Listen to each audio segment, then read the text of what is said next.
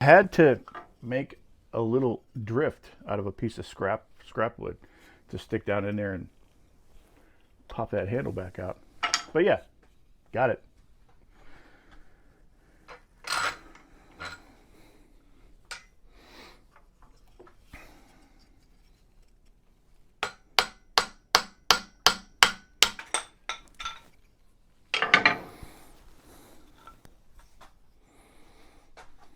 There we go.